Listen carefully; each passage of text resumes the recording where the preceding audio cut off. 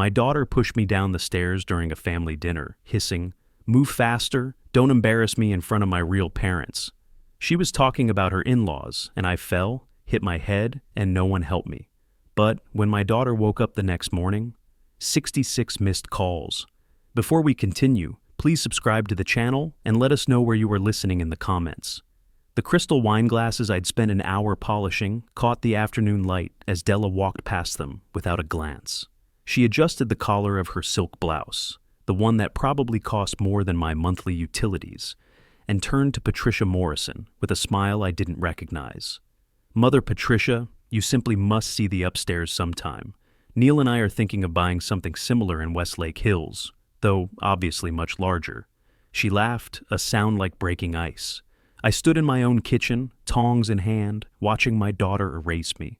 3 days I'd spent preparing this anniversary dinner: prime rib, roasted vegetables, the twice-baked potatoes Della used to beg me to make when she was 12, before her mother died, before Neil, before I became someone who needed to be explained away.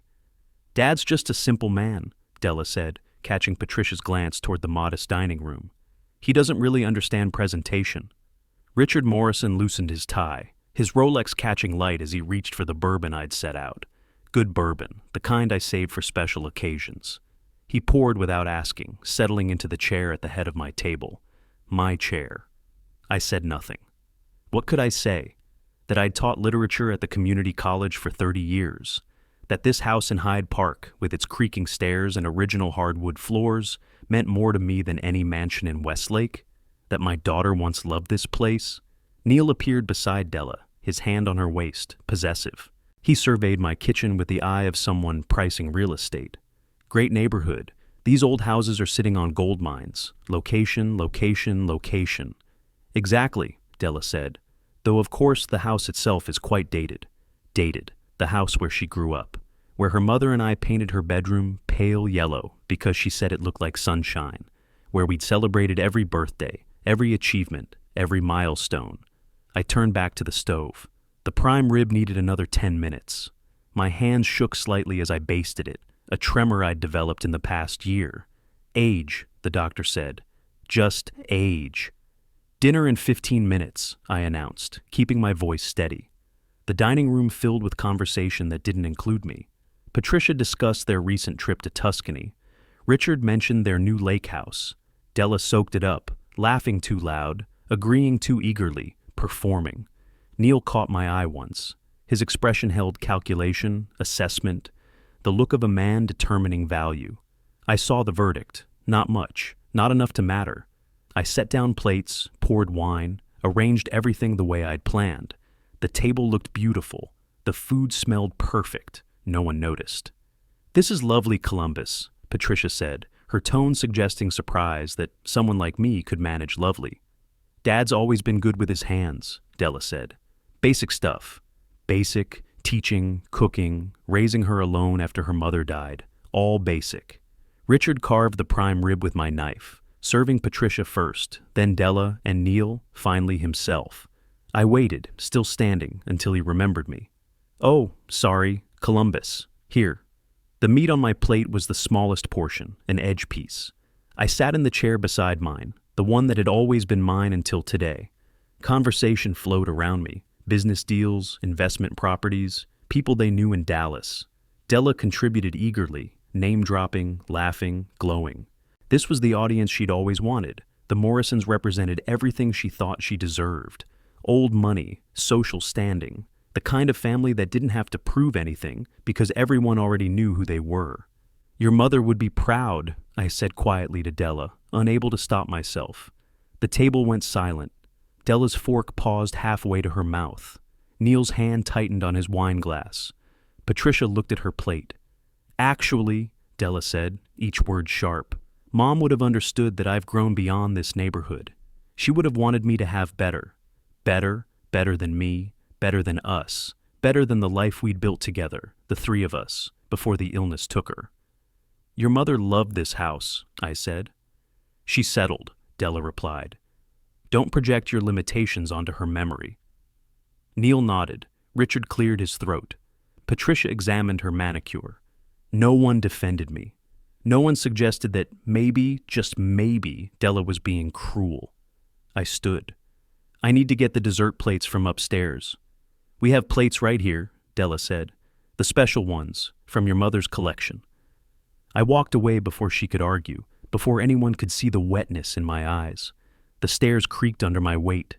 Familiar sounds, home sounds. I reached the landing, opened the cabinet where Susan's china remained carefully stored. Della's footsteps followed, fast, angry. "What are you doing?" she hissed. "Getting plates. I don't want those old plates. I want this dinner to go smoothly. I want them to see that Neil married into a respectable family, not—" She gestured at me, at the house, at everything. Not what? Not this? Not a widower in an old house cooking his own meals. Not someone so small. I turned to face her. My daughter. Della Marie Gibson. Named after Susan's grandmother. The child I'd rocked through nightmares, taught to ride a bike, sent to college. The person looking at me now with contempt. "Move faster," she said. "Don't embarrass me in front of my real parents." The words hit like a fist. Real parents. "Move," she repeated and pushed. Not hard. She'd probably say that later. Just a push, just impatience. But I was at the top of the stairs, holding china plates, my balance already uncertain. The railing slipped past my grasping hand. The plates flew. I tumbled. Each step caught a different part of me. Shoulder, hip, ribs. The sounds merged, china shattering, bones impacting wood, my own gasping breaths. The bottom came fast. My head struck the floor, and the world burst into white pain. Warmth spread beneath my skull. Blood. I could feel it pooling, sticky and dark. Above me, faces appeared over the second-floor railing. Della, Patricia, Richard, Neil, looking down. Just looking. "He's drunk again," Della said. "I told you he had a problem." I wasn't drunk. I'd had one glass of wine, but no one corrected her. No one came down to help. The pain was enormous, but the realization was worse. My daughter had just attacked me, and every person in this house was going to let her get away with it. Minutes passed. Or maybe seconds. Pain made time meaningless. I remained on the floor, the warmth beneath my head spreading, my vision swimming. Above, fragments of urgent whispers drifted down. "We should go," Patricia's voice, tight. "Just help me get him to his room," Della said. "He'll sleep it off." Neil's voice, colder. "We need to think about how this looks." I closed my eyes. The fall replayed behind my eyelids. The push, her words, real parents. The contempt in her face as I'd tumbled backward, helpless. Footsteps on the stairs. Della appeared beside me, Neil behind her. Her expression arranged itself into concern. A mask I could see through now. "Dad, let's get you cleaned up. You've had too much to drink. Let's just get you to bed." She reached for my arm. I pulled away. The movement sent fresh pain through my skull, but clarity came with it. Sharp, cold clarity. This wasn't an accident I could explain away. This wasn't a misunderstanding. My daughter had pushed me down the stairs because I embarrassed her, and she was going to pretend it never happened. My phone. I felt for it in my pocket, fingers clumsy but determined. Still there. The screen cracked but functional. "Dad, you don't need—" Della saw what I was doing. Her voice changed. "Dad, put the phone down. Let's just handle this as a family." I pulled the phone away from her reaching hand, tapped the screen. 911. "Dad, no." Real fear in her voice now. "Dad, please, we can talk about this." The call connected. A woman's voice, professional and calm. 911, what's your emergency?" "I need police and ambulance," I said. My voice sounded strange, thicker than usual. "I've been assaulted by a family member. I'm injured, bleeding from the head. There are witnesses." "Sir, what is your location?" I gave my address clearly, slowly, each word deliberate. Della's face had gone white. Neil grabbed her arm, whispered something rapid. Above, I heard the front door open and close. The Morrisons leaving, running. They'd seen enough. "Sir, can you tell me what happened?" the operator asked. "My daughter pushed me down the stairs during a family gathering. I hit my head. I'm 64 years old. I need medical attention." Officers and paramedics are being dispatched. Stay on the line. Can you remain still? Yes. Is the person who assaulted you still present? Yes. She's trying to take the phone. Della backed away from me. Neil's calculation had shifted to panic. He pulled out his own phone, typing rapidly. Damage control. That's what he was doing, figuring out how to spin this. Dad, you're making a mistake, he said. This will destroy Della's reputation. Do you understand what you're doing? I understood perfectly. For the first time in months, maybe years, I understood with absolute clarity. Paramedics are approximately 23 minutes away, the operator said. Police are closer, about 15 minutes. Are you in immediate danger? No, they're standing back now. Good, I'm going to stay on the line with you. What's your name, sir? Columbus Gibson. Columbus, I need you to try not to move your head. Can you see the blood? I can feel it. Okay, help is coming. You're doing great. Della paced, her heels clicking on my hardwood floors. She'd taken off her mask entirely now. This was someone I didn't know, someone I'd never known. Or maybe someone I'd refused to see. This is insane, she said to Neil. He's ruining everything. Not, is he okay? Not, I didn't mean to. Just concern about herself. The 23 minutes stretched like hours. Pain pulsed through my skull in waves. The operator asked me questions. Testing cognitive function, I realized. Day of the week, current president, my daughter's name. I answered each one clearly. Sirens finally cut through the evening air. Red and blue lights flashed through my windows. Della's pacing stopped. Let me talk to them first, Neil said. No, I said. The operator was still on the line. Please tell the officers I don't want them to speak to my daughter without documenting the scene first. I'll relay that, the operator said. The front door opened. Heavy footsteps. Officer Sarah Dominguez entered, her partner behind her. Professional quick assessment of the scene. She saw me on the floor, the blood, then looked up at Della and Neil. Paramedics are right behind us, she said to me, then to her partner. Get photos, document everything. The partner moved, camera clicking. Della started to speak, but Officer Dominguez held up a hand. In a moment. Let me assess the situation first. She crouched beside me, careful not to disturb anything. Columbus, I'm Officer Dominguez. Can you tell me what happened? I told her. Factually, clinical. The dinner, the push, the fall, the words Della had said. Officer Dominguez listened, taking notes, her expression neutral, but her eyes sharp. The paramedics arrived, 2 efficient professionals who began checking my vitals immediately. Officer Dominguez stood, turned to Della. Your name, ma'am? Della Morrison. I'm his daughter. This is my husband, Neil. Officer, my father has been drinking. He fell. He's confused. Officer Dominguez looked at me, leaned close, sniffed. I don't smell alcohol. She turned back to Della. You're saying he fell? Yes. He's elderly. He's unsteady. Ma'am, I'm going to need to take statements from everyone separately. And I'm going to need to photograph those stairs. Neil stepped forward, charm turned on like a spotlight. Officer, I'm sure we can resolve this without... No, sir. Officer Dominguez's voice held no room for negotiation. We have a report of assault with injury. This is being documented. The paramedics worked around the conversation, stabilizing my neck, checking my pupils, murmuring about concussion protocol. Their care felt almost shocking after the coldness of my family. We're taking you to Del Seaton, one paramedic said. You've got a significant head injury. Need to get you checked out properly. They loaded me onto a gurney. The ceiling passed above me, then the night sky. The ambulance doors closed, and suddenly it was quiet except for the equipment beeping. Columbus, I'm Rick, the paramedic said. I need to ask you some questions, okay? What year is it? 2025. Good. Who's the president? I answered. He asked more questions, checking my responses, my reactions. The sirens wailed. Austin passed by outside, invisible. Del Seaton's emergency room blazed with fluorescent light. Nurses, doctors, efficient movement. Someone cleaned the blood from my hair, asked about allergies, inserted an IV. A doctor examined my eyes, ordered scans. Concussion, she confirmed an hour later. We're admitting you for observation.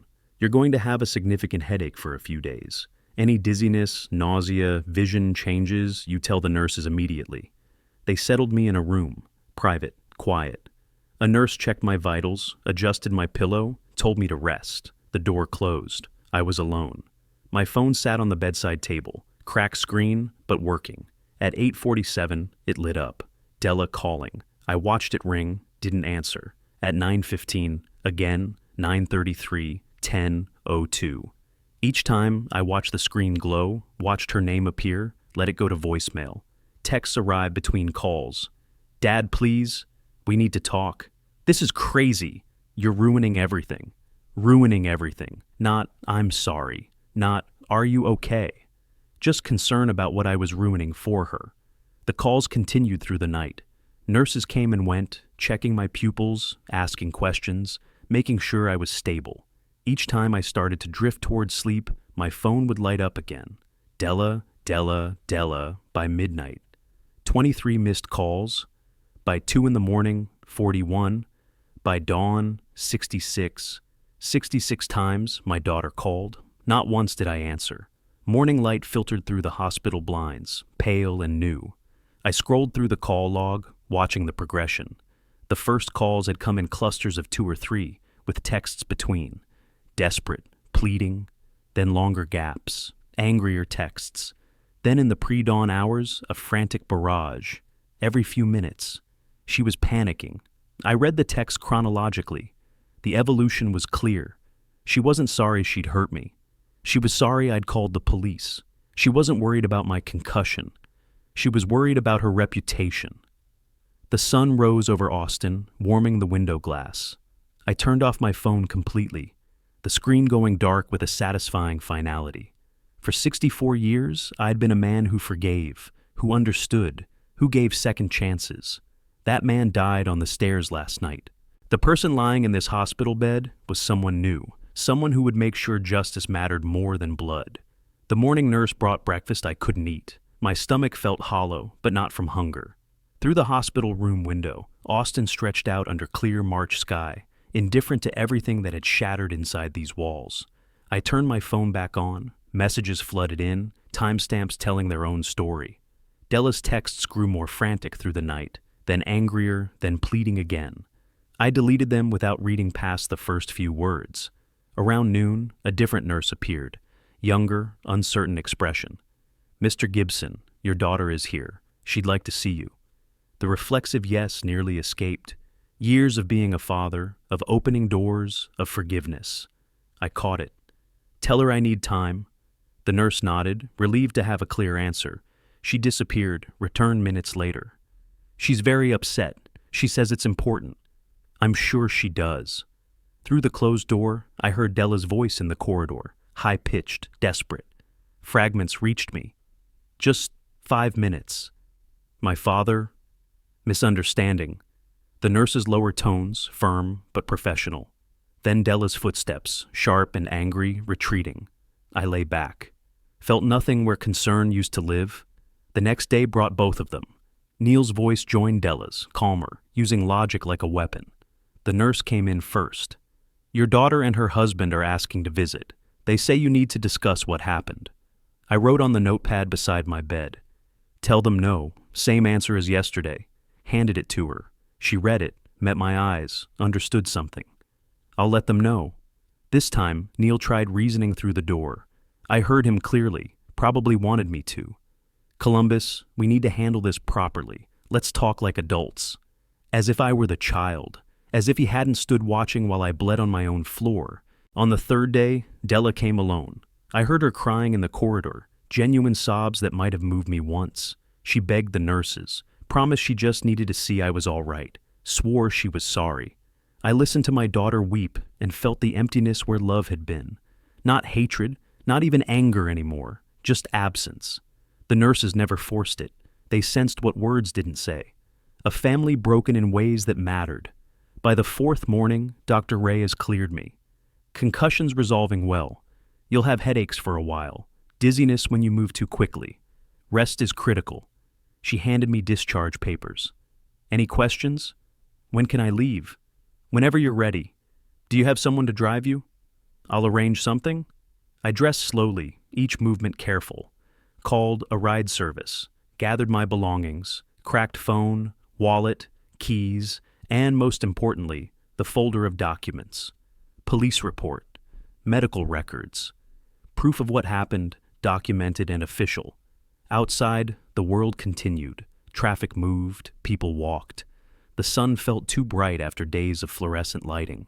Downtown Austin passed through the car window. Congress Avenue stretched ahead, and I'd already made the call yesterday. Marcus Chen's office, second floor of a renovated building near the Capitol. Real estate and estate planning, the website said. 5-star reviews. Taiwanese American, 52, established practice.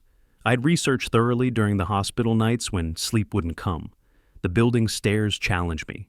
Dizzy halfway up, I stopped, steadied myself. The receptionist noticed, offered help. I waved her off. Needed to do this myself. Marcus Chen's waiting room felt professional. Clean lines, leather chairs, organized calm. I sat with my folder, checking my watch. Exactly on time. Mr. Gibson? Marcus emerged from an inner office, extended his hand, firm grip, assessing eyes that saw more than they asked. Come in. His office held degrees on walls, family photos on the desk. He gestured to a comfortable chair, sat across from me rather than behind the desk. Small choice that mattered. You mentioned assault on the phone, he said. Tell me what happened. I walked him through it, factual, clinical, the dinner, the push, the fall, the aftermath. Handed him the police report. He read carefully, taking notes. This is documented assault, he said finally. Clear case. What do you need from me? I need to protect my assets. My daughter attacked me. I believe she wants my house. Marcus leaned back. Tell me about your relationship with her. Do they live with you? No, they have their own place, but they have keys to my house. What assets are we discussing? The house, worth approximately $380,000. Pension savings about $120,000. I'm the sole owner, bought it 15 years ago. Marcus made notes. Texas property law is clear. As sole owner, you have full control. But you're concerned about future claims? I'm concerned about what happens to my estate. Have you considered a living trust? Explain it. He did, thoroughly. How an irrevocable trust would transfer the house legally while allowing me lifetime residence. How it would protect assets from claims. How beneficiary designation would be permanent, unchangeable even by me once established. Are you certain about making it irrevocable? He asked. That's permanent. I'm certain. Who would you designate as beneficiary? Not my daughter. He nodded slowly. You have that right, but I should mention, if you're considering this because of family conflict, we need to ensure your decision-making capacity is clear. The concussion was 4 days ago. I'm thinking clearly, probably more clearly than I have in years. Marcus studied me, then nodded. All right, how quickly do you want this done? As fast as legally possible. 2 weeks if we move efficiently. He paused. Mr. Gibson, I should tell you something. My wife knows Patricia Morrison socially. There's been talk. My attention sharpened despite the headache building behind my eyes. What kind of talk? For the past year, maybe 2, your daughter's been saying she manages your house, that it's family property, that she takes care of the old man. He watched my reaction. I'm telling you this so you understand. They may believe they have some claim. The betrayal layered deeper, not just the push, years of preparation. They have no claim. The house is mine. I know, but perception creates problems. We need to make your ownership absolutely clear. He stood. Let me check something. When did you last review your will? 3 years ago, maybe. It's with my documents at home. Don't go home yet. Let's verify your current estate documents first. He made a call. The notary's office, 2 blocks away, could pull records immediately. We walked together, Marcus adjusting his pace to mine. The headache pulsed, but I pushed through. The notary's office smelled of paper and official business. The notary, an older woman with reading glasses on a chain, pulled my file efficiently. Here we are, Gibson, Columbus. Will dated March 2022. She set it on the counter, then frowned. Oh, there was a recent inquiry about this. What kind of inquiry? Marcus asked. She checked her notation log. January 15th, 2025. Someone requested will modification, wanted to change beneficiary designation. She looked up. But it required your signature and in-person notarization, Mr. Gibson. Was never completed. January, 2 months ago. I never authorized any modification. That's why we require in-person verification, the notary said. Someone had access to your documents, but we can't notarize without the principal present. Marcus and I exchanged looks. Della had been in my house, had gone through my papers, had tried to change my will to benefit herself, but couldn't forge the notarization. This supports everything, Marcus said quietly. She's been planning this. Outside, I had to sit on a bench. The exhaustion combined with revelation made my head swim. Marcus sat beside me, patient. She tried to steal my house before she pushed me down the stairs, I said. Yes. The scope of it crystallized, months of manipulation, lies told to the Morrisons, to their social circle, attempted document forgery. Then, when that failed, the push. Get rid of the old man faster. What do you want to do? Marcus asked. Create the trust, make it ironclad. I want everything documented so thoroughly that no court could ever question it. I'll start immediately. Meanwhile, you need to do something when you go home. Change the locks. Change the locks, he confirmed. We sat there, two men in professional clothes on a downtown bench, planning how to protect me from my own daughter. The spring afternoon felt cold despite the warmth. The ride home felt longer than it was. Late afternoon sun slanted through Austin streets, familiar neighborhoods passing outside the window. My house appeared ahead, two-story craftsman I'd loved for 15 years. Now it looked different, vulnerable. Inside, everything sat exactly as I'd left it. Dishes still in the sink from preparing that dinner. The dining room table still set, though someone had cleared the plates, probably the police documenting the scene. Photos of Della lined the hallway. Graduations, wedding, happier times that felt like lies now. I stood in my own home feeling like an intruder. The keys in my hand suddenly felt wrong.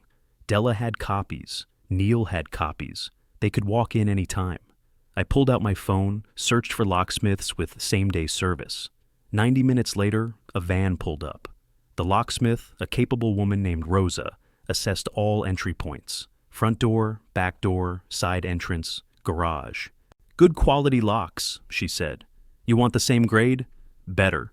She worked efficiently, the mechanical sounds oddly comforting. Metal sliding, bolts clicking into place, keys being cut. Had a break-in? She asked, preventing one. New keys emerged, still warm from the cutting machine. Only one set. Only for me. While she worked, I walked through the house strategically. What would Della try to claim? What proved this was mine? Deed filed in my name alone, mortgage paid off, utility bills under my name, tax records, everything documented, everything clear. The locksmith finished, handed me an invoice. I paid, watched her drive away, then stood at my front door, testing the new lock. Solid, secure. My phone rang. Della. I considered ignoring it, but answered. Dad. Her voice dripped artificial sweetness. We need to talk. This has gone too far. It was an accident. Cold calm settled over me. It wasn't an accident. You pushed me. I have witnesses. You're making this into something it's not. We're family. Family doesn't attack each other. Her tactics shifted. Guilt. What would Mom think about this? About you shutting me out? Your mother would be ashamed. Silence stretched. Then, I need to come by, get some things I left there. No, it's my house too. She caught herself, but too late. No, it's not. It never was. You can't keep me out. I've changed the locks. Don't try to come here. I hung up, sat on my couch, trembling slightly. Not from fear, from adrenaline, from finally saying what needed saying. The new keys lay on the coffee table, catching evening light. The next morning I ordered security cameras. I'd researched during those hospital nights, comparing systems. Ring doorbell camera, plus 2 indoor cameras. Quick delivery promised. Installation day, I opened the boxes carefully. Technology had never been my strength, but I needed to do this myself. Needed the control. Doorbell camera at the front entrance took an hour, my hands uncertain with the small screws, the mounting bracket. Dizziness came in waves when I looked up too quickly, but I pushed through. Living room camera positioned to view the stairs. Symbolic, maybe, but also practical. Back door camera last. Easier now that I understood the system. Testing it brought unexpected satisfaction. My phone showed my own house from multiple angles, recording to the cloud, accessible anywhere. If Della tried to come now, I'd have footage, evidence, protection. Over the following week, I researched. Information was power. I started with Neil, typing his name into search engines along with business and Austin. Morrison Auto Sales LLC appeared in business registrations, separate from his family's established dealerships. The license dated back 18 months. Local business news mentioned the opening briefly. New luxury used car dealership in a competitive area south of downtown. But no recent news, no success stories, nothing. I called Marcus. Can you find out about someone's business debts? There are ways. Why? My son-in-law. I want to know what he needs money for. Business filings are public record in Texas. I'll make some inquiries. 3 days later, Marcus called back. Your son-in-law is in trouble, he explained. Business incorporated with $150,000 initial capital from Neil's personal funds. Additional commercial loan of $85,000 secured by personal guarantee. The dealership opened in an oversaturated market, hadn't performed to projections. Loan payment coming due by end of May. He needs cash, Marcus said. Badly. Understanding clicked into place. And he thought my house could help. Probably counted on inheriting it or using it as collateral somehow. That's why Della pushed me. They're desperate. Desperation makes people dangerous, Marcus said, which is why we're moving fast on this trust. Early April brought the meeting I'd been waiting for. Marcus's office again, this time with completed documents spread across his desk. The Irrevocable Living Trust, printed and organized with colored tabs marking signature pages. Once you sign, Marcus said, even you can't change this. Let me explain again. I listened as he walked through each provision. The house would transfer to the trust. I'd remain trustee during my lifetime with full rights to live there, but legally I'd no longer own it. The trust would. After my death, the trust terms were fixed. House must be sold, proceeds going to the designated beneficiary. The Texas Advocacy Project, I said. They help assault victims. Your choice is appropriate. Marcus indicated each document. Trust declaration, property deed amendment, beneficiary designation. He paused at one page. This provision explicitly excludes your daughter from any benefit. She tried to change my will. She assaulted me. She's excluded. This is legally binding. Once recorded with Travis County, it's permanent. Are you absolutely certain? I thought of the push, the lies, the attempted forgery. The years of manipulation I'd been too blind to see. I'm certain. My signature went on each page, Marcus notarizing with official stamps. The sound of the seal pressing into paper felt final, irrevocable. I'll file these with the county recorder tomorrow, Marcus said. Within a week, the trust will be officially registered. And Della? She has no legal claim to your estate, none. I carried the documents home in their folder, placed them in my safe. New locks secured the doors. Security cameras watched the entrances. Legal protections wrapped around my assets like armor. Evening settled over Austin, warm and ordinary. I made simple dinner, carried it to the back porch. Crickets sang, traffic hummed in the distance.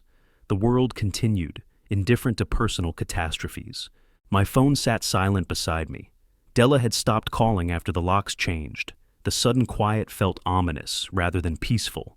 She was regrouping, planning. This wasn't over. I looked at my house through the screen door. Truly mine now, protected, but also emptier than it had ever been. The price of justice was loneliness, I was learning. I didn't regret it. Stars emerged as dusk deepened. I sat there watching them, thinking about what came next. Della wouldn't accept this quietly. Neither would Neil, not with $85,000 in debt hanging over them. They'd try something else. I was ready. May brought heat and silence. The month passed with ordinary rhythms, grocery shopping, yard work, evenings on the porch watching Austin's sky fade from blue to purple. My headaches had vanished, the dizziness gone. Physically, I'd recovered completely. The cameras recorded nothing but delivery trucks and neighbors walking dogs. No Della, no Neil. The quiet felt deliberate, like held breath before a scream. Neil's loan payment deadline approached. End of May, Marcus had said. I marked it on my calendar, waited. Saturday afternoon, early May, I was pruning the front hedges when my phone chimed. Motion detected. I pulled it from my pocket, checked the camera feed. Expensive sedan pulling to the curb. 2 people emerging. Della in designer sunglasses, Neil in pressed slacks and polo shirt, dressed for negotiation. I set down the pruning shears, walked to my front door. Didn't open it. Watched through the window as they approached. The doorbell rang, camera recording everything. I opened the door, stepped onto the porch, pulled it closed behind me, left them standing on the walkway. Said nothing first. Della tried casual surprise. "Dad, we need to talk." "About what?" "You changed the locks. You won't return my calls. This is ridiculous." Neil moved forward, positioning himself beside her. United front. "We're family. This needs to stop." "I didn't invite you here." Della's composure cracked slightly. "This is my childhood home. You can't lock me out." "This is my home. I can lock out anyone I choose." Neil tried reason, his voice patronizing. "We're concerned about you. The incident in March." "The assault," I corrected. "Call it what it was." Della exploded. "It was an accident. You're acting crazy. I was worried about you that day." I watched her rewrite history in real time, studied the performance. She'd practiced this. "You're being paranoid, Dad." Her voice shifted to concern. "You need help. Maybe since Mom died, you've been struggling, using Susan as a weapon, my dead wife as explanation for my supposed instability." "I'm perfectly clear. That's why you're on my porch, not in my house." Neil changed tactics, speaking slowly as if to a child. "Let's be rational. You're reacting inappropriately to a family accident. Your daughter made a mistake. Family forgives. She attacked me, then lied to police, then tried to manipulate hospital access." "I was scared." Della's voice pitched higher. "The police made it seem—" "You told them I was drunk. I wasn't. I panicked. Can't you understand?" "I understand perfectly. Now leave my property. Not until you hear us out." "I've heard enough. Leave." Neil set his jaw. "We're not leaving until this is resolved." I reached for my phone. Neil saw the movement, stiffened. "What are you doing?" "Calling police. You're trespassing." "You wouldn't dare." I dialed. The operator answered. I began speaking, calm and factual. "I need to report trespassing. 2 people refusing to leave my property after being asked." Neil grabbed Della's arm. "We should go." She jerked away from him, her face contorting. "You'll regret this. I'm your only daughter, your only family." The scream carried down the street. Neighbors would hear. "You're a bitter old man. You're destroying our family." I continued giving my address to the operator, watching Neil physically pull Della toward their car. "This isn't over," she shrieked. "You can't do this to me." The car doors slammed. Engine started. They drove away, Della's face visible through the passenger window, twisted with rage.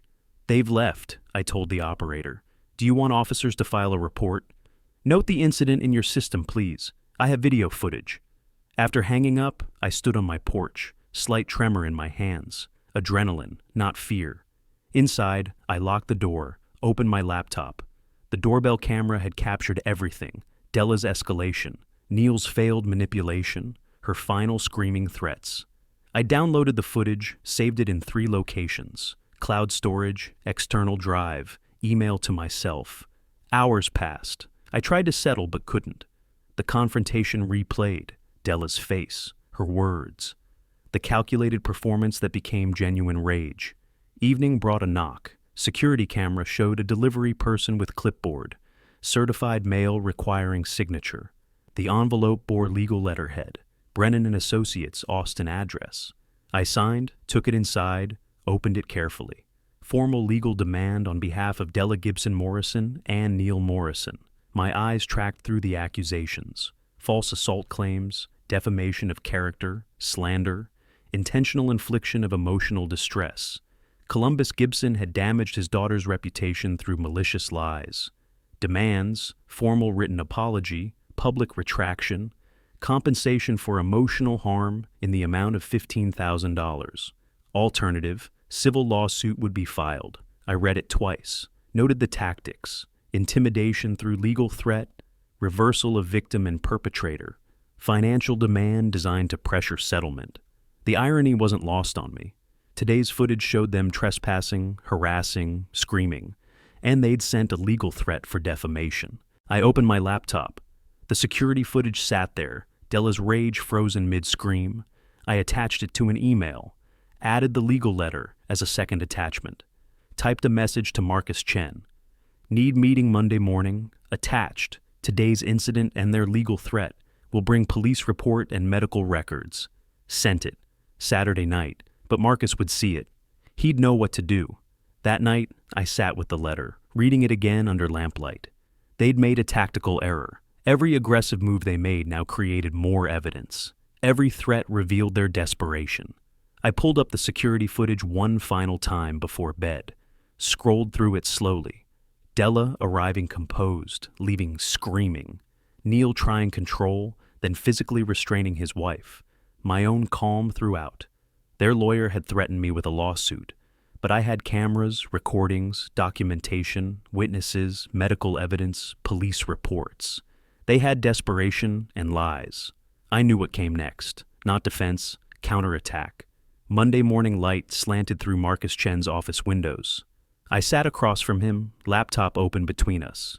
He'd already reviewed my weekend email, spent his Sunday preparing. They sent you a demand letter. Marcus tapped the printed copy. Predictable, but stupid. Brennan and Associates?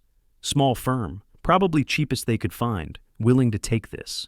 He pulled up the security footage, watched it through. This is trespassing and harassment on camera, time-stamped, clear audio, perfect. What do we do? Marcus leaned back, fingers steepled.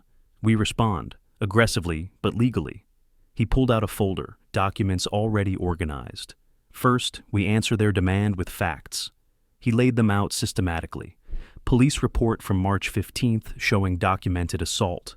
Medical records totaling $4,200 in emergency treatment and hospitalization. Photographs taken at the hospital showing injuries. Security footage from Saturday showing harassment and trespassing. You haven't defamed anyone, Marcus said. You filed a legitimate police report about a real assault. Truth is absolute defense against defamation. Their letter is worthless. What about their $15,000 demand? We ignore it and file our own claim. He opened his laptop, began taking notes. Civil suit against both of them. Claim 1, medical expenses reimbursement, $4,200. Claim 2, emotional distress from assault. Claim 3, harassment, evidenced by Saturday's incident. He paused, met my eyes. Most importantly, we file for a protective order, restraining order under Texas family violence statutes. Explain that. Texas law allows protective orders for family violence. We file showing pattern of assault and harassment.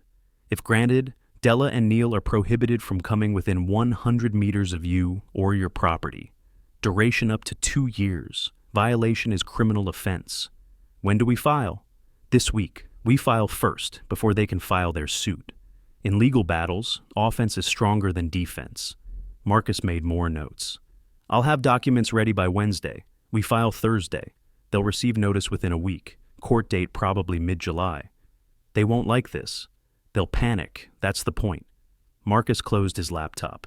Expect retaliation, more manipulation attempts, document everything. He was right about retaliation. It came through old connections. Late May, my phone rang. Number I recognized but hadn't heard from in months. Tom Henderson, former colleague from the community college. We'd taught in adjacent classrooms for years. Columbus, just checking on you. Della called me. My attention sharpened. What did she say? Tom's hesitation came through the line. She's worried about you. Said you've been acting strange since Martha died. Martha, Susan's given name, though she'd always gone by Susan. Only old friends remembered Martha. Said you're having memory problems, Tom continued. That you accused her of something that didn't happen. She seemed really upset, Columbus. What do you think, Tom? I don't know, man. You sound fine to me. But she was crying. I'm fine. Della and I have family issues, but my mind is clear. What kind of issues? She hurt me during an argument. Police were involved. It's unfortunate, but my memory and judgment are sound. Brief silence, Tom processing. Okay, just wanted to check. If you need anything, I appreciate it. After he hung up, I sat thinking. Della was building a narrative. Senile father, confused after wife's death, false accusations from declining mind. 2 more calls came that week. Different friends, similar stories. Each time, Della had called first. expressed concern, suggested memory problems, planted doubt. Each time, I responded calmly. Brief explanation of family conflict. Thanks for the concern. Didn't elaborate, didn't badmouth Della excessively. Let my clarity speak for itself. But I documented every call, who contacted me, what Della had told them, the dates and times. Sent the list to Marcus with a note. Evidence of continued harassment and reputation damage by her. Early June, Marcus called. Documents filed. Court date set for July 15th. Della and Neil will be served within 48 hours. How will they react? Depends. Their lawyer might advise settling, or they might double down. 2 days later, Marcus called again, satisfaction in his voice. They've been served, both of them. Their attorney called me, angry, says you're harassing his clients. And you said? I said we'll see them in court, sent him the evidence package. Marcus paused. He went quiet after seeing the police report and medical records. Called back an hour later, different tone, asked about settlement. Settlement? They drop their demand, you drop the financial claims, but protective order stays. I considered it, thought about Della's face screaming on my lawn, the years of manipulation, the attempted will forgery. No, I want the court to see everything. You're sure? Court is public. This will be messy for everyone. I want the protective order on record. We go to court. June progressed in methodical preparation. Marcus sent me the witness list. Officer Dominguez would testify about the March incident. Medical records formally subpoenaed. Security footage entered as official evidence. We have a strong case, Marcus told me during a mid-June meeting. The medical evidence and police report are compelling. Judge will likely grant the protective order. Their defamation claim is baseless. You can't defame someone by reporting a real assault. I reviewed everything he sent, read through my own statement multiple times. The surreal nature of it struck me repeatedly. My daughter would sit across a courtroom, opposite side. A judge would hear how she pushed me downstairs, how she lied about it, how she'd spent months manipulating others. Last chance to settle, Marcus said near month's end. I can make calls, spare everyone the courtroom drama. I thought about it, really thought. Remembered Della's voice. I'm your only daughter. Remembered her attempting to change my will without permission. Remembered the Morrisons hearing her call them her real parents. No settlement. We go to court. Then we're ready. Late June brought one more unexpected call. Patricia Morrison, Della's mother-in-law. Her voice carried upper-class discomfort with directness. I wanted to say, what happened at dinner was unfortunate. Yes, it was. Della is family now. We support Neil, of course, but she trailed off. I wanted you to know we didn't approve of what happened that night. Thank you for calling, Mrs. Morrison. After hanging up, I understood. Even the Morrisons saw the truth. They'd witnessed the assault. They'd left rather than be involved. And now, months later, guilt prompted this careful half-apology. July approached through Austin's building heat. Summer settled heavy over the city. My house stayed cool behind new locks, cameras recording empty porches. No more visits, no more calls from Della. Just waiting. July 15th. 2 weeks away. Then 1 week. Then days. I reviewed every document Marcus had prepared, every photograph, every statement, every piece of evidence. Nothing left to prepare, no moves remaining until court. I sat on my back porch those final evenings, watching fireflies emerge in the dusk. The date approached like a storm on the horizon. Inevitable, necessary. Everything I'd built, the evidence, the documentation, the legal protections, would be tested in a courtroom, public record, official judgment. No more private family conflict. This would be formal, witnessed, permanent. I was ready. July 15th arrived with cloudless sky and heat that promised no mercy. I dressed carefully, dark suit, pressed shirt, tie I'd worn to Susan's funeral. Respect for the court, Marcus had said. Show them you take this seriously. The folder sat on my kitchen table, copies of everything, though Marcus held the originals. I didn't need to review them. Every document memorized, every date, every detail burned into memory. Downtown Austin traffic moved slowly. I parked in the public garage, walked 3 blocks to Travis County's civil courthouse. Security checkpoint, metal detector, professional efficiency. Found the courtroom number Marcus had texted. 3rd floor, east wing. He waited in the corridor, briefcase in hand. Ready? As ready as I'll be. Remember, answer questions directly. Don't elaborate. Stay calm no matter what they say. Movement at the corridor's end caught my attention. Della and Neil emerged from the elevator with their lawyer, a thin man in an ill-fitting suit. Brennan from Brennan and Associates. This was the first time I'd seen Della since May. She looked different, thinner, harder, stress carved into the lines around her mouth. Neil wore an expensive suit, maintaining appearances despite everything crumbling behind the facade. Neither looked at me. We entered the courtroom separately, taking positions on opposite sides. Judge Martha Reeves presided, a woman in her 50s with steel-gray hair and an expression that suggested she'd seen every family tragedy Austin could produce. The courtroom felt too large for our small drama. Empty gallery, except for one court observer taking notes. The judge reviewed documents, then looked up.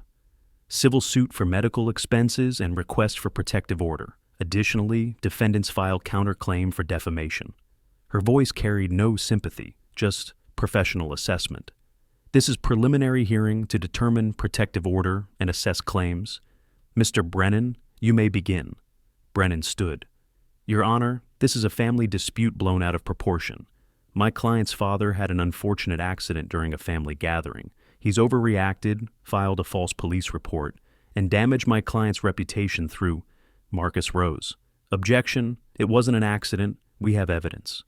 I'll hear the evidence, Judge Reeves said. Mr. Chen, proceed. Marcus presented the police report first, laying it before the judge, then called Officer Dominguez. She entered in uniform, professional, and prepared. After the oath, she stood at the witness stand. Officer Dominguez, what did you observe when you arrived at the scene on March 15th? Plaintiff was on the floor with a head wound, bleeding. He reported being pushed down the stairs by a family member. Witnesses were present, daughter, son-in-law, and 2 others who'd left before we arrived. What was the daughter's explanation? She claimed the plaintiff was intoxicated and had fallen. Did you detect any evidence of intoxication? No alcohol odor. His account was coherent, consistent, and detailed. I documented everything as assault by family member. Injuries were consistent with a fall. We took photographs. Brennan cross-examined briefly. But you didn't witness the actual incident? No, but I documented the immediate aftermath and took statements from all parties present. Medical records came next. Emergency room treatment, concussion diagnosis, 4 nights of observation. The invoice, $4,200. Hospital photographs showed my head wound, the bruising that had taken weeks to fade. Judge Reeves reviewed them silently, her face neutral. Marcus opened his laptop. Your Honor, we have audio-video evidence from the incident, Brennan objected. This wasn't disclosed. It was in the discovery packet, item 7B, Marcus said calmly. Proceed, the judge said. The screen came to life. My doorbell camera had captured only a partial angle of the staircase, but the audio was pristine. My own voice, distant but clear. I'll bring the extra dish down. Then Della's voice, sharp and close to the camera. Move faster. Don't embarrass me in front of my real parents. The sound of impact, my grunt of pain, feet rushing, then stopping. Della's voice again, louder now. He's drunk. He fell. The courtroom went silent. I watched Della's face. She'd gone pale, gripping the table edge until her knuckles whitened. Neil stared straight ahead, jaw rigid. Judge Reeves leaned forward. The audio is clear. Continue, Mr. Chen. Those words, real parents, demonstrate intent and animus, Your Honor. This wasn't an accident. Marcus played a second clip, May footage. Della shouting at my door, threatening, Neil trying to pull her away. The judge took notes, her pen moving steadily. Marcus pulled out another document. Your Honor, there's additional evidence of defendant's intent regarding plaintiff's assets. Notary records from January appeared on screen. Marcus explained the timeline. Defendant attempted to modify plaintiff's will without his knowledge or consent, using an old power of attorney from an illness 2 years prior. The modification would have changed the beneficiary from a charity to the defendant. Brennan stood. Your Honor, this is irrelevant to the assault claim. Overruled. It speaks to motive and pattern of behavior. Marcus continued. These aren't isolated incidents. Verbal abuse documented on audio, physical assault with medical evidence, harassment caught on camera, attempted financial fraud through will modification. This is a pattern. I watched Della whisper urgently to Brennan. He looked defeated, shaking his head. Judge Reeves examined the documents, comparing signatures and dates, then looked directly at Della. Ms. Gibson Morrison, did you attempt to change your father's will without his authorization? Della stood, shaking.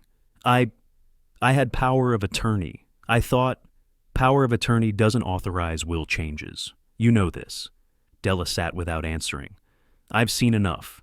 Judge Reeves closed the file.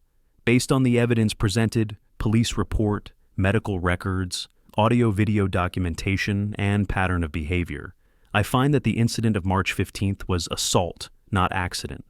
Defendant's claim of defamation is dismissed. Truth is absolute defense. She continued. Protective order is granted. Defendants are prohibited from contact with plaintiff or approaching within 100 meters of his residence. Duration, 2 years from today. Regarding medical expenses, defendants are jointly liable for $4,200. Payment plan available through the clerk's office. This hearing is concluded. The gavel struck. Della's face crumpled. Tears started, silent at first. Neil remained rigid, calculating something behind his eyes. I felt no triumph, just relief that it was official now, on public record. Marcus touched my arm. Let's go. We stood. Behind us, Della's voice broke through. Dad, please. I didn't turn around. Walked out of the courtroom, Marcus beside me, leaving my daughter crying at a table where the law had just confirmed what I'd known since March. She'd assaulted me, and she'd face consequences. In the corridor, Marcus exhaled. That went better than expected. What happens now? Protective order is enforceable immediately. They violate it, they're arrested. Medical expenses, they'll probably set up a payment plan. And the other thing, the trust? Still doesn't know. That's separate, already done. We walked to the parking garage through Austin's brutal summer heat. I felt strange, vindicated, but empty. A judge had just ordered my daughter to stay away from me for 2 years. This was justice, but justice felt hollow. The drive home began. I knew Della wouldn't accept this quietly, not with everything she was losing, not with Neil's deadline approaching. This wasn't over. 3 days after the hearing, Marcus called. Thought you should know. Della and Neil filed for a payment plan on the $4,200. They'll pay? 12 months. Court approved it. $350 per month starting next month. Brief satisfaction touched me. Accountability, at least. There's something else? Marcus said. I heard through business contacts. Neil's situation is worse than we knew. His loan was due end of May. He missed the payment. Bank issued a demand letter. Pay $85,000 in full within 60 days, or face foreclosure. I calculated quickly. That deadline would be end of August, 3 weeks from now. The desperation made sense now, everything clicking into place. They probably thought they'd inherit your house, Marcus continued. Use it as collateral or cash out somehow. But the trust? They don't know about the trust yet. They might still think they have a chance. After hanging up, I sat in my kitchen, absorbing it. Their entire strategy had depended on my assets, my house, my death, or at least my cooperation. And I'd removed both possibilities without them knowing. Late July passed into early August with ordinary rhythms. Yard work, reading, quiet evenings. Security cameras recorded nothing but delivery trucks and neighbors. No activity from Della or Neil. I knew they were regrouping. The quiet felt deliberate. Marcus called occasionally. Nothing new, they're quiet. Too quiet. Maybe they've accepted reality. I didn't believe it. Checked the security camera app regularly, waiting. 1 week to Neil's deadline. Then 3 days. Something had to break. August 25th, Marcus called with an update. Your son-in-law tried to refinance. Denied by 3 banks. Asked his parents for help. Richard and Patricia refused, still distancing themselves from the March incident. What happens to the dealership? Officially closing. Bank scheduled asset seizure for August 31st. Personal bankruptcy likely since the loan was personally guaranteed. And Della? Married assets, she's exposed too. Everything they own could be taken. I absorbed this. They had nothing left to lose now. I understand. Be careful, Columbus. Desperate people do desperate things. That protective order is paper. It doesn't physically stop them. 2 days later, August 27th, I learned what desperation looked like. Evening, I was making dinner when my phone chimed. Motion detected. I checked the feed. Della's car in my driveway. She emerged alone, walking quickly to my front door. She was violating the protective order. The doorbell rang. I stayed inside, watching her face on the camera screen. Already crying, mascara streaking. She knocked, then pounded. "Dad, please, I know you're in there." I remained silent, motionless. "I need to talk to you. Everything's falling apart." Her voice cracked. "Neil's losing everything. The bank is taking it all." Pounds on the door again, harder. "I made a mistake. I know I did. But please, you have to help us." Genuine desperation now, shaking. "If we lose everything, Neil will leave me. I'll have nothing." I watched her face on the small screen. This wasn't performance. This was real panic. "You're my father. You're supposed to help me." She was crying fully now. "Please, just open the door. We can fix this." I thought about March 15th, the push, the lies, the attempted theft of my will. Now she wanted help because she needed money. I'm sorry about March. I panicked. Please." Still, I didn't move, didn't speak. Della realized I wasn't opening the door. Her voice changed, anger cutting through tears. "Fine, be that way. You're destroying your own family." She kicked the door. Camera caught it clearly. Then she broke down, sliding to sit on the porch steps, head in hands. I picked up my phone, dialed 911. "I need police. Someone is violating a protective order at my residence." I gave the address, explained the July 15th court order. The operator dispatched officers immediately. Della still sat on my porch, unaware. 12 minutes later, a patrol car pulled up. 2 officers approached. She stood, began explaining. I watched through the camera, unable to hear but reading body language, pleading. The officers checked paperwork, made calls to verify the order. One officer came to my door. I answered. "Mr. Gibson, we're issuing her a citation for protective order violation. Do you want to press charges beyond the citation?" "No, just make her leave. She'll receive a $500 fine and formal warning. Another violation could mean arrest." I nodded. Watched through the window as they gave Della the paperwork. She looked at my house one final time, her face visible in the porch light, lost, desperate, defeated. The officers waited until she drove away. Then they left too. I sat in my living room, saving the security footage. Della's words echoed, "You're destroying your own family." But I hadn't destroyed it. She did when she pushed me down the stairs because I embarrassed her, when she tried to steal my will, when she lied to police, to friends, to anyone who would listen. $500 wouldn't hurt them more than they were already hurting. Neil's deadline, 4 days away. Marcus had been right. Desperate people do desperate things. I felt nothing, no satisfaction, no regret, just awareness that this was what justice looked like, not dramatic, not triumphant, just consequences, arriving slowly but inevitably. Della had gambled on my house and lost. Now she was losing everything else. I hadn't caused it. I'd just refused to be their escape plan. I looked at the calendar on my wall, August 31st, circled in red. 4 days. Wondered what would happen when Neil finally lost everything, when the bank took it all, when there was nothing left. The house felt very quiet, very empty, very much mine. August 31st arrived with heat that felt personal. I sat at my kitchen table drinking coffee, tablet open to the morning news, aware that somewhere across Austin, Neil's deadline was expiring. The bank would move today. Assets seized, everything collected. My phone rang before 9. Marcus. "Wanted to update you. Bank filed foreclosure on Neil's business assets this morning. Dealership inventory, equipment, office furnishings, everything's being seized today." I absorbed this quietly. And personally, personal guarantee means they can pursue his personal assets next. House, vehicles, anything of value. Marcus paused. "There's more. I heard from Patricia Morrison's attorney." That surprised me. "Why would her attorney contact you?" "Professional courtesy. They want official distance from this situation." He explained. The Morrisons had read the public court records after July 15th. Police report, medical evidence, audio recording, everything documented and available. They're appalled by Neil's involvement in a family assault, Marcus said. Quote, damaging to the Morrison family reputation. They're refusing any financial assistance. They're cutting him off.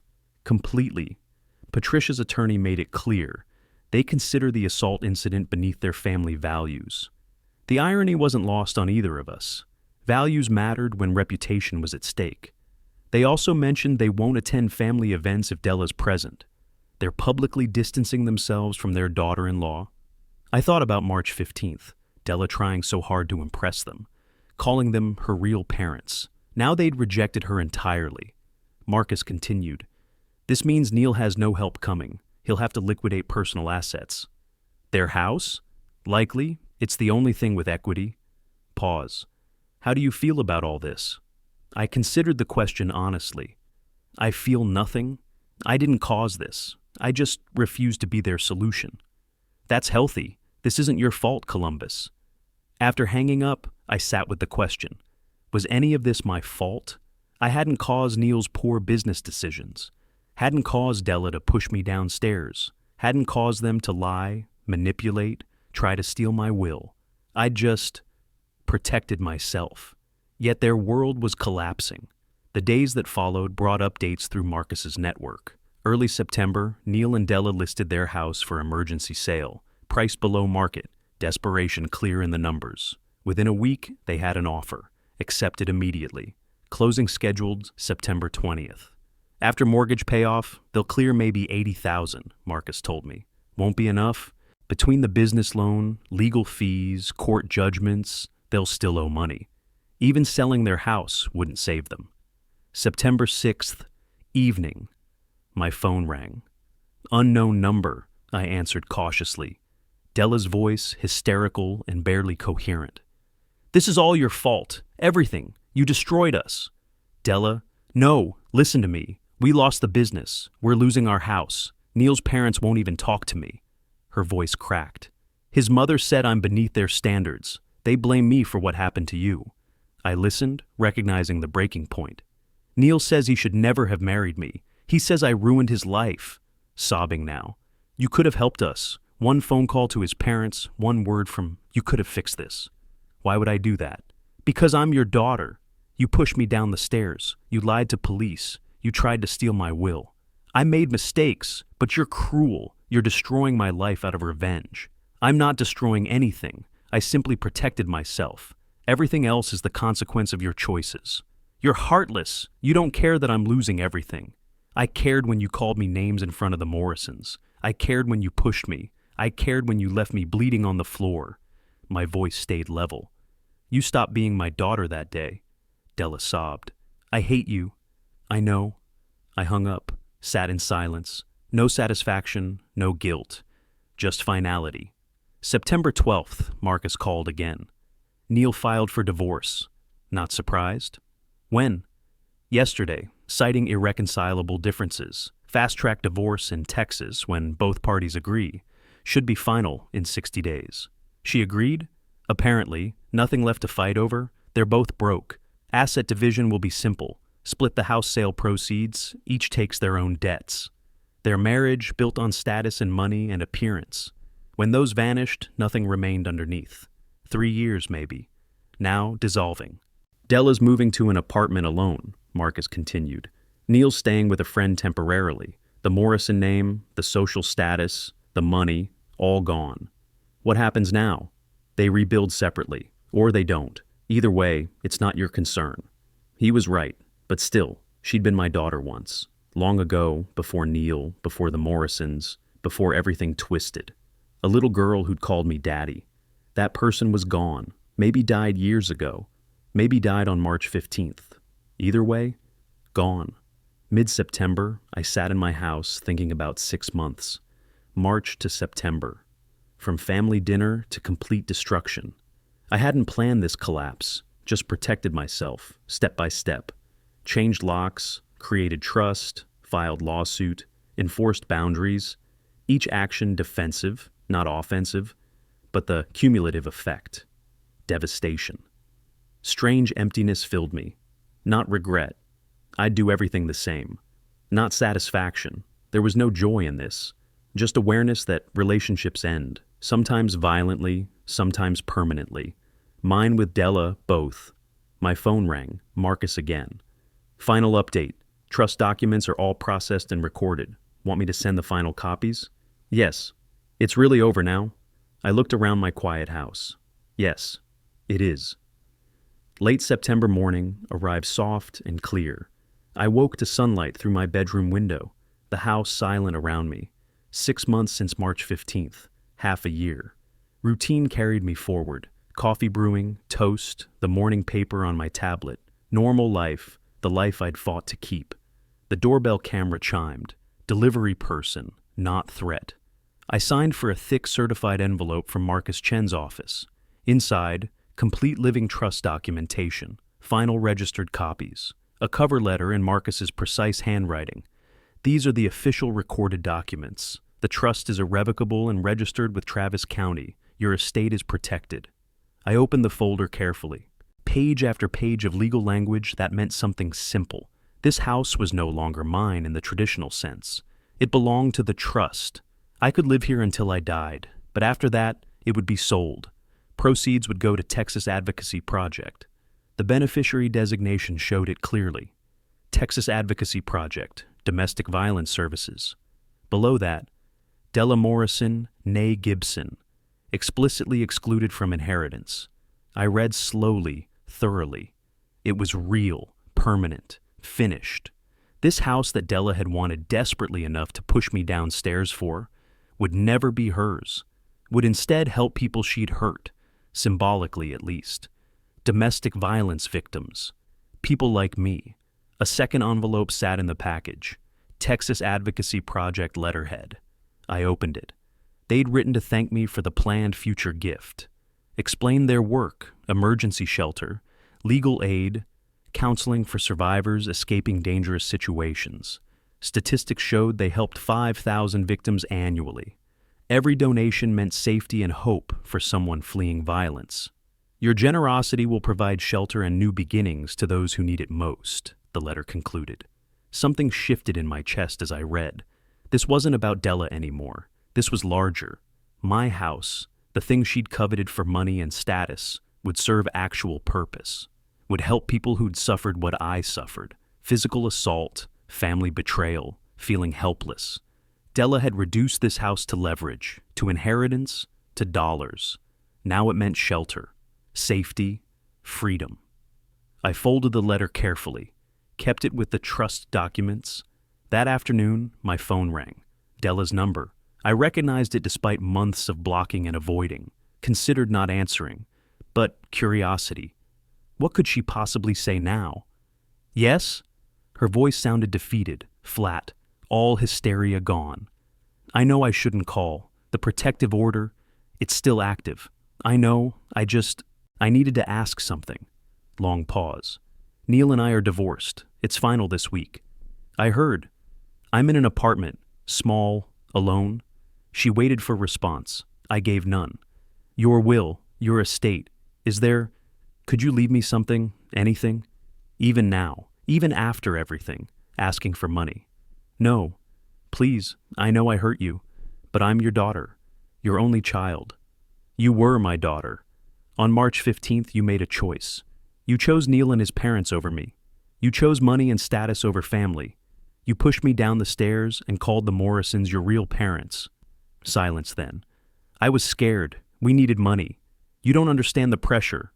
I understand perfectly. You gambled on my house and lost. What does that mean? It means my house is mine, my estate is mine, and neither will ever be yours. You chose your path that day on the stairs. This is mine. You're really going to leave me nothing? I'm leaving my estate to people who need help, people who were hurt by their families, people like me. Silence stretched long on the line, then Della, her voice empty and final. I see. Goodbye, Dad. She hung up before I could respond. Not that I would have. I sat holding the phone. That was it. Final conversation with my daughter. She'd called me Dad at the end, after everything, that word. Walked through my house, 2 stories, Hyde Park neighborhood, Austin, Texas. Bought 15 years ago with Susan. She died here 5 years ago. I'd almost lost it to our daughter this year, but it was still mine, protected, secured, meaningful. I went to my desk, pulled out an old photo album, found the picture I was looking for. Della at 7, gap-toothed smile, arms wrapped around me, before Neil, before Morrison Wealth, before everything changed. That girl was gone. I wasn't sure when she'd disappeared, gradually or suddenly, but she wasn't coming back. I closed the album, put it away. Some chapters end. You don't get to rewrite them. Evening brought cooler temperatures, September softening summer's edge. I made simple dinner, ate alone as I had for months, took my coffee to the front porch. Austin sunset painted the sky orange and pink. Traffic hummed, neighbors passed, normal evening in a normal city. I sat in my old chair, worn comfortable over years. Reviewed everything, March to September, the assault, the hospital, the lawyers, locks and cameras, courtroom and protective orders, Della's collapse, her divorce, her final call. And through it all, the trust protecting my house. Not for revenge, for justice. The difference mattered. Revenge would have been causing their suffering. Justice was preventing them from causing mine. I hadn't ruined Della's life. She'd ruined it herself when she pushed me. I just refused to be her rescue, refused to let her steal my security, refused to disappear for her convenience. Columbus Gibson, 64 years old, sitting on his porch watching sunset fade, felt something approaching peace, not happiness. That might come later, might not. But peace, deep, earned, real. Stars appeared over Austin as darkness settled. I thought about tomorrow, next week, next year. Years ahead, probably. This house mine until I died. Then becoming something better, help for others. Della would live her life somewhere, alone, reduced, but alive. She'd survive, people do. Maybe learn, maybe not. Not my concern anymore. I finished my coffee, went inside, locked the door. Habit now, necessary habit. Security camera showed empty street, quiet neighborhood, house safe, protected, mine. Tomorrow I'd call Marcus, thank him for months of work. Maybe plant something in the garden, normal tasks, normal life, finally. Tonight, I would sleep. No pounding on doors, no missed calls, no threats. Just silence. After 6 months of chaos, silence. It sounded like justice. If you liked this story, please like this video, subscribe to the channel, and share your impressions of this story in the comments. To listen to the next story, click on the box on the left. Thank you for watching.